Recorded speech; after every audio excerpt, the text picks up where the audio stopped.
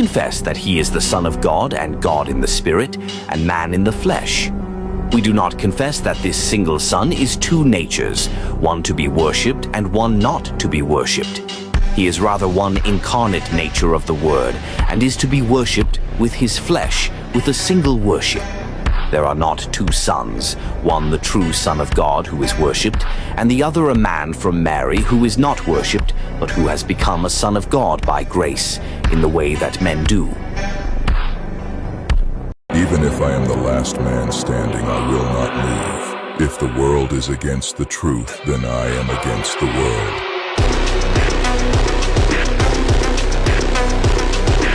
The Jews, in their imaginings and in their agreeing to act unjustly against the Lord, forgot that they were bringing wrath upon themselves.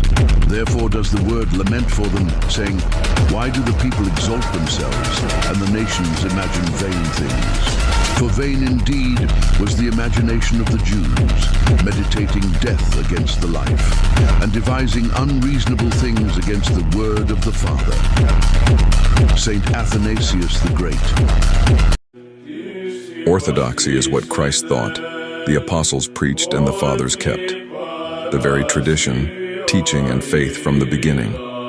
Upon this, the church is founded, and he who should fall away from it would not be a Christian and should no longer be so called. Saint Athanasius the Great. Theism is not a lack of evidence for God, but a rejection of his authority. Man was created to know and love God, and to turn away from him is to turn away from one's purpose and true self. Even the pagans in their ignorance acknowledge a higher power. How much more culpable are those who deny God in the light of Christ?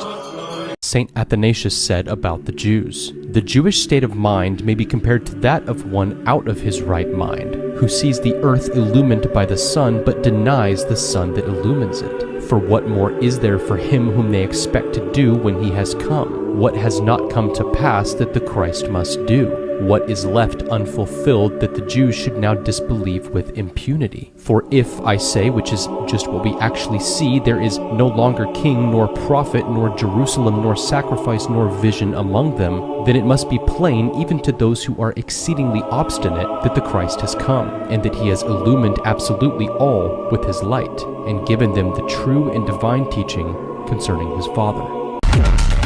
The Jews, in their imaginings and in their agreeing to act unjustly against the Lord, forgot that they were bringing wrath upon themselves. Therefore does the word lament for them, saying, "Why do the people exalt themselves, and the nations imagine vain things? For vain indeed was the imagination of the Jews, meditating death against the life, and devising unreasonable things against the word of the Father." Saint Athanasius the Great. For God didn't just create us from nothing.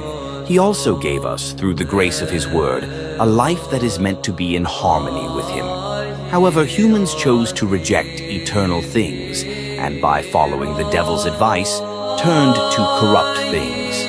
This led them to cause their own corruption. The doctrine of the church which the Lord gave was proclaimed by the apostles and preserved by the fathers. What we have received from the apostles and the fathers, we deliver to you. Saint Athanasius the Great, Archbishop of Alexandria, Father and Doctor of the Church, Defender against heresy, Confessor of the Faith, Pillar of the Church, Defender of the Faith, Father of Orthodoxy,